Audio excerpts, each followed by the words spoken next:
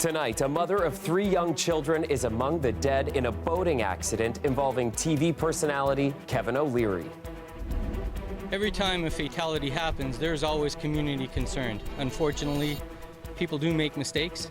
How Susanna Brito of Uxbridge died and what O'Leary says contributed to the crash. There is $47 million that were a result of funding cuts this year. And adding up the impact of fewer teachers this school year, how Toronto School Board members have decided to move forward after provincial budget cuts just before kids go back to school. And the charitable twins who interviewed Nobel Peace Prize winner Malala Yousafzai, the identical duo's unique path from children in Pakistan to activists here in the GTA.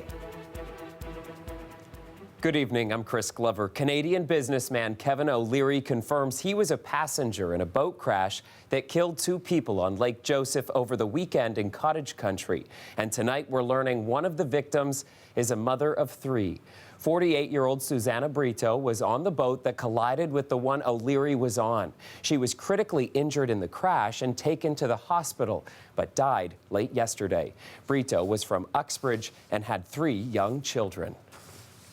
The crash happened around 11:30 Saturday night, just hours before Brito posted this photo on Facebook with the message, "Beautiful day, enjoy."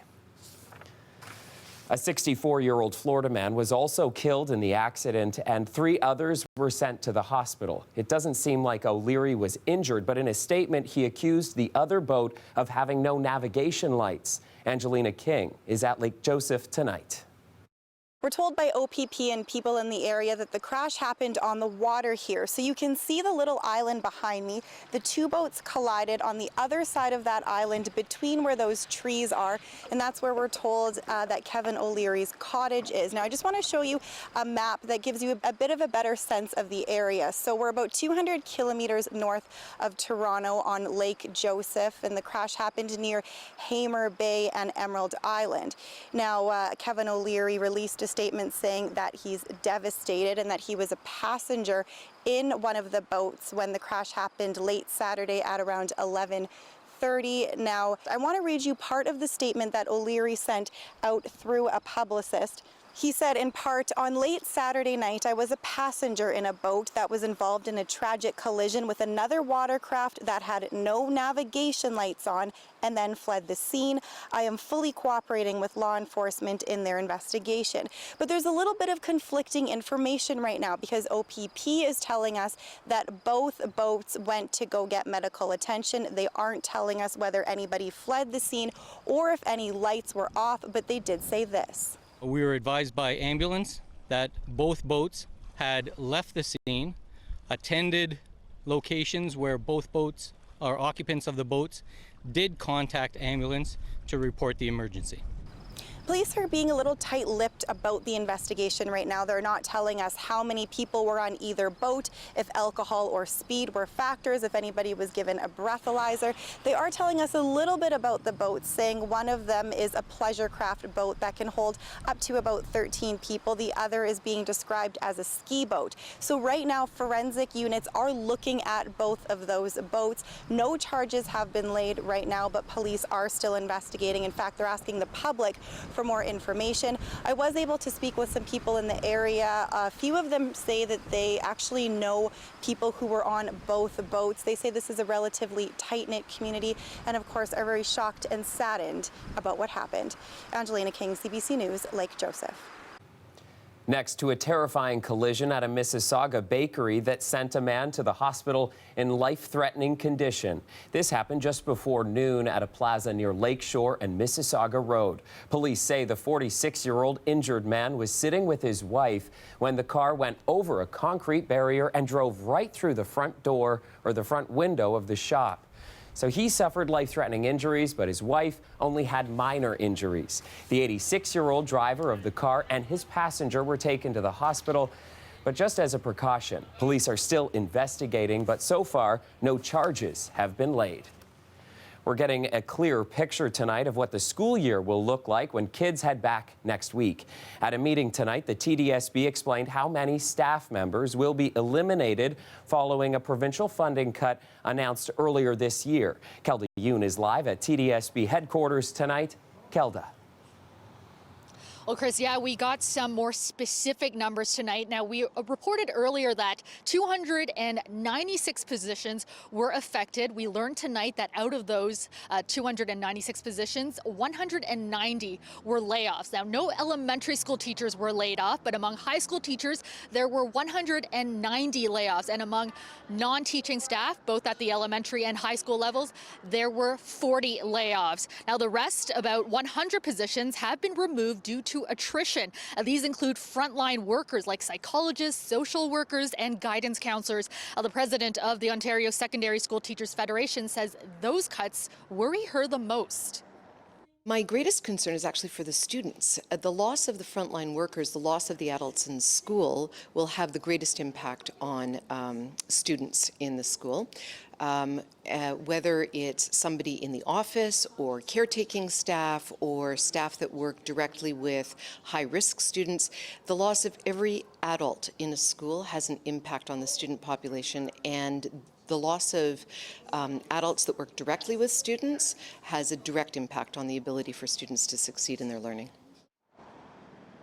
The TDSB maintains that those cuts were necessary due to a loss of about $42 million from the provincial budget, government. Now, the board itself experienced a $25 million deficit, so that amounts to about a $67 million shortfall. Now, that number, of course, the TDSB says, will likely change because of retirements and absences, which would lead to some of those teachers being recalled. So the number of teachers that don't have a job right now, some of them will be recalled. This is also something that Minister of Education Stephen Lecce touched on earlier today. When it comes to the educators themselves, and the support staff, we're still seeing recall of those workers overwhelmingly coming back. And that happens, as you will know, and to be fair for parents watching, recalls will happen well into September. Not under this premier, under every government, at least ostensibly in my lifetime. So we're going to start to see those numbers come down, and we're going to start to see a higher employment complement rise over time.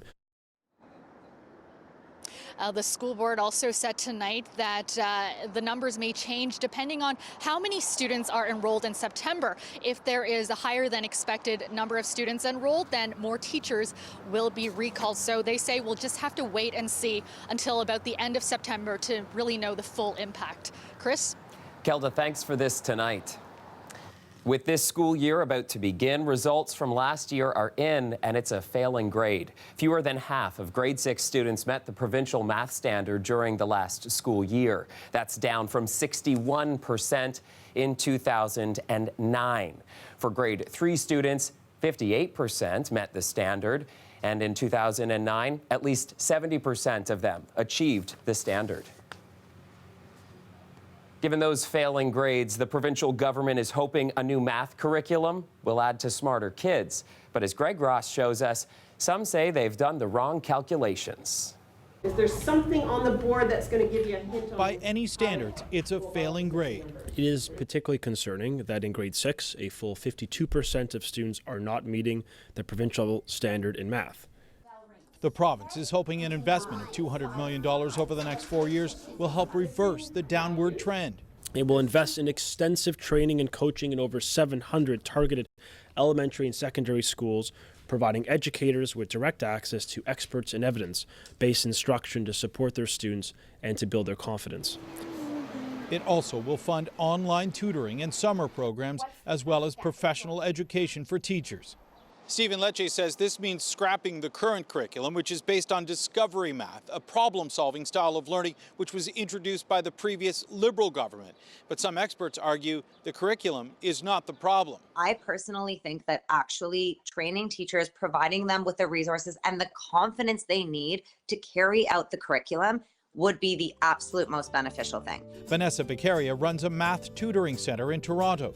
She says the government is overlooking the fact that the results also suggested students do have a basic understanding of math, but struggle when it comes to applying it to problem solving, the exact area that Discovery Math is geared towards. Teachers who have been in the classroom for decades are not given adequate support on how to carry out this curriculum. So there ends up being a discrepancy between the curriculum content and how it's taught, which can often be very confusing. Tool belt, right, to help us decide. Today's announcement comes on the heels of new government guidelines that require new teachers to pass a math test with a score of at least 70%. Mary Reid with the Ontario Institute for Studies in Education says that could eliminate a number of qualified candidates. But we need to support teacher candidates not through a high-stakes math teacher certification test. The avenue we take should be through faculties of education supporting their teacher candidates through course engagement. We know that too many of our kids are not meeting the provincial math standards. Lecce says the testing is geared towards professional development and will help the government to better understand areas that need to be improved. Greg Ross, CBC News, Toronto.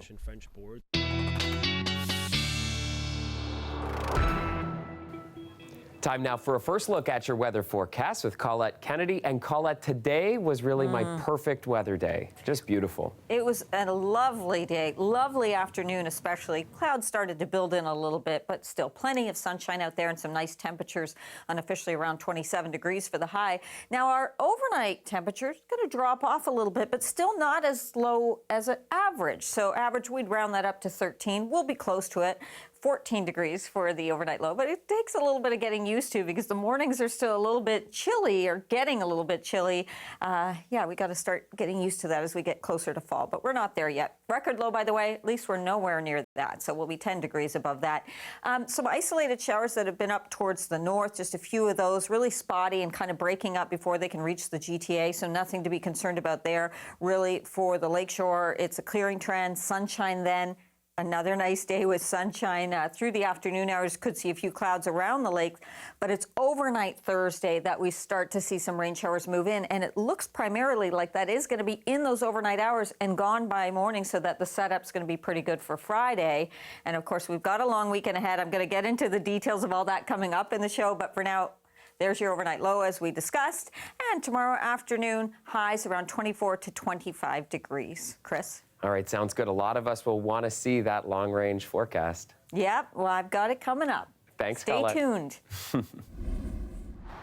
The Cherry Street Bridge still vertical tonight. It was supposed to be lowered today, but was delayed due to winds and delays in the replacement of a piece of equipment. The bridge has been stuck in that up position since August 1st. And as we showed you last night, it has been causing headaches for anyone trying to get into or out of the Portlands. Ports Toronto says they'll try to lower it again tomorrow morning. Messages of support continue to be hung on the walls of this Bloordale business. I'm Talia Ricci, and coming up, why the owners of Dosa Mahal fear that issues with their landlord may stop them from being able to run their restaurant.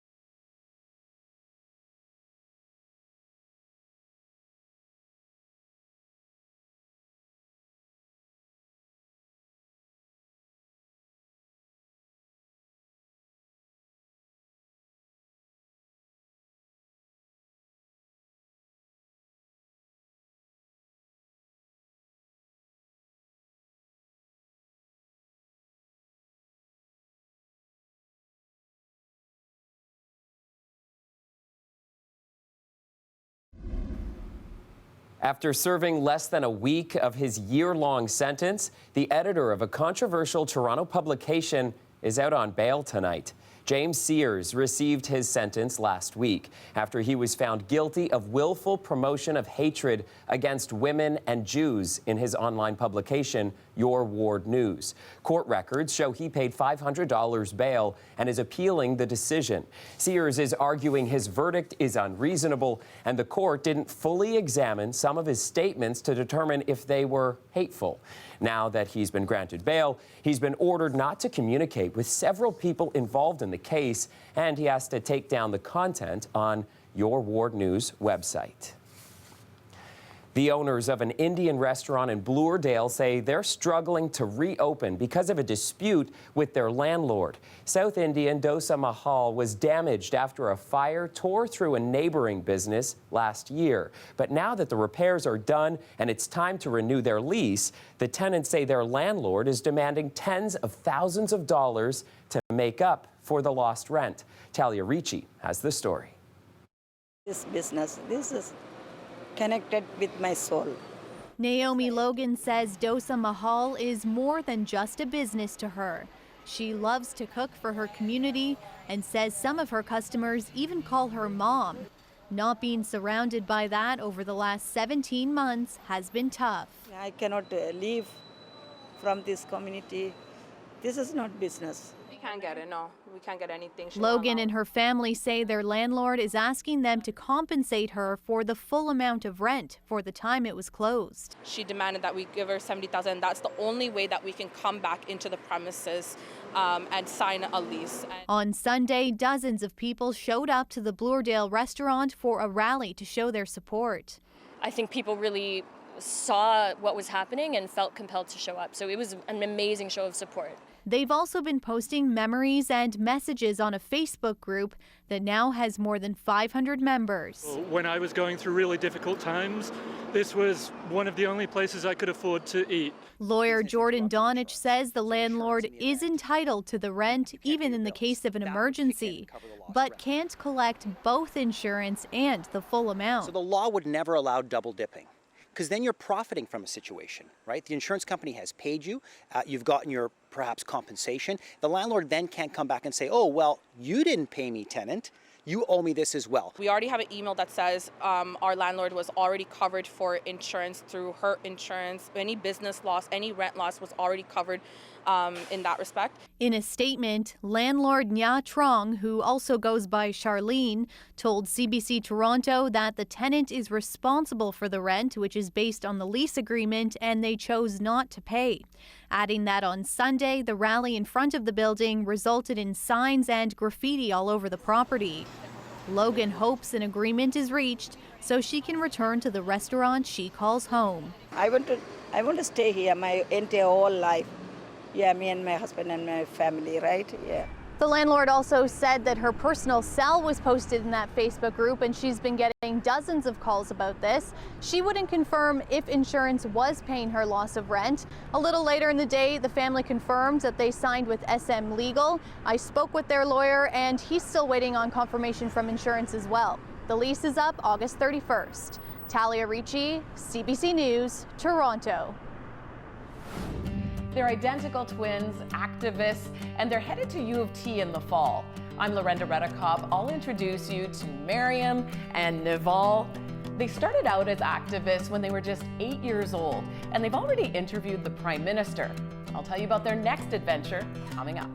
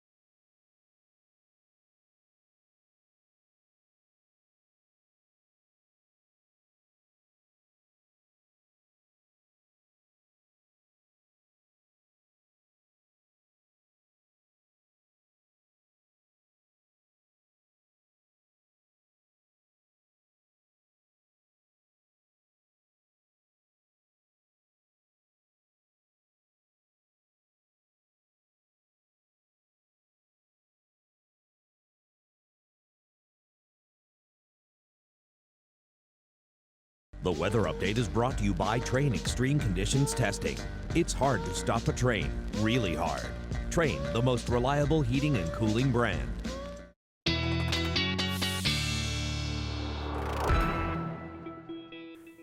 Let's get back to Colette now. And Colette, a lot of people are already dreaming about this weekend, myself included. What's on tap weather-wise? Yeah, let's go through that. And it is a weekend where a lot of times people take the Friday as well off of work. We've still got the kids out of school for the most part. And it's interesting.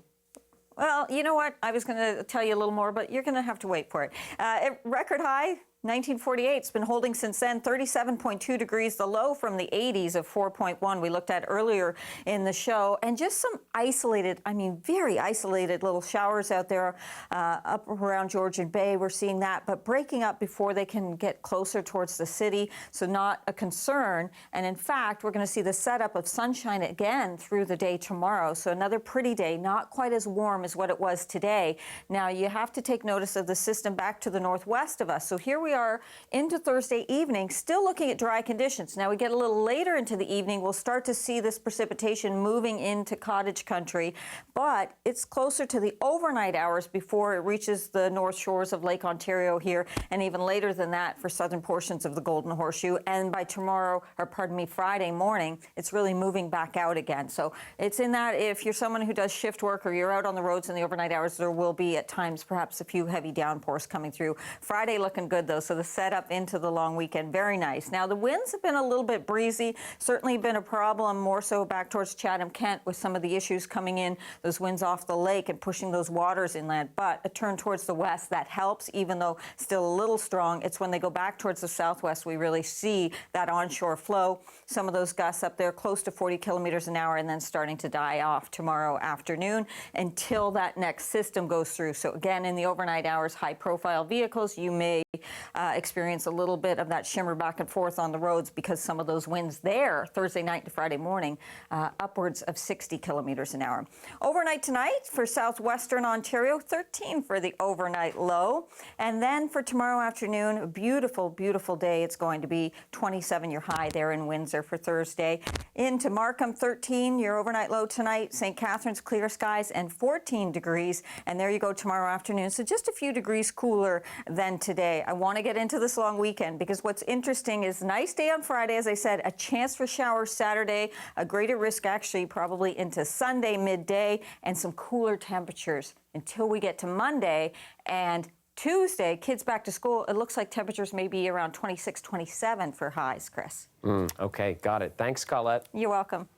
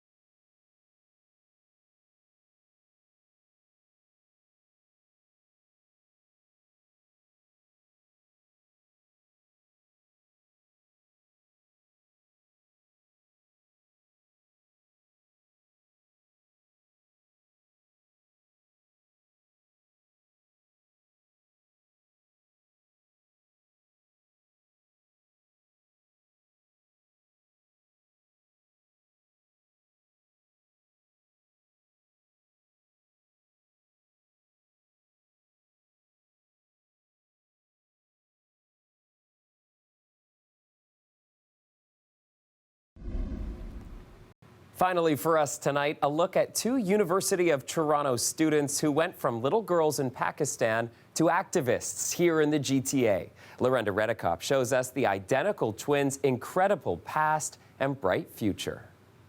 They won't be identical as they head to university. Miriam already got her braces off. Naval's are on for a couple more weeks. They're just 18, but already they have their own charity. Thousands of followers on Instagram. So what was the last book you read?